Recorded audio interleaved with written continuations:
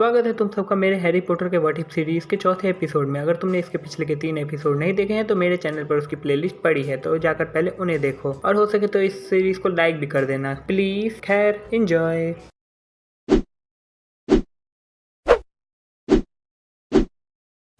अपनी माँ की सारी बातें सुनकर डडली को इतना तो समझ में आ गया था कि जादूगर काफी ज्यादा ताकतवर होते हैं, क्योंकि वो बिना छुए किसी भी चीज को तोड़ सकते हैं और आग भी लगा सकते हैं। इसके अलावा हैरी को भी उसने कई बार अनजाने में जादू करते हुए देखा था और उसे मालूम था कि अगर हैरी जादू सीख कर आ गया तो वो डडली के साथ अच्छा तो नहीं करेगा। ये बात सोचते हुए डडली को डर से ज्यादा गुस्सा आ रहा था, क्योंकि उसने हैरी को हमेशा अपने से नीचे रखा था। लेकिन अब हैरी से बचने के लिए वो क्या करे, ये चीज भी उसे सोचनी थी। काफी देर तक अपना सर पकड़ के बैठने के बाद उसे इन सारी चीजों का सिर्फ एक जवाब नजर आया, जो कि था पहले की तरह हैरी के सामने खुद को बड़ा दिखाना। इसी वजह से जब रात हुई और उसके पिता घर आए तो वह अपने पिता के पास गया, ये कहते हुए कि उसे बॉक्सिंग सीखनी है। उसके पिता डडली की इतनी अजीब सी मांग से हैरान हो गए। डडली ने अपने पिता को समझाया कि हैरी उस अजीब से स्कूल में जो भी सीखने गया है वो सीख कर अगर आएगा और हमारे परिवार को परेशान करेगा तो वह अपने परिवार के लिए खड़ा रहना चाहता है। ये सुनकर डडली के पिता वर्नन को थोड़ा सा डडली पर प्राउड हुआ, मगर वर्नन को डर था कि अगर हैरी और डडली के बीच अनबन हुई तो पता नहीं हैरी उसके बेटे के साथ गुस्से में क्या कर दे।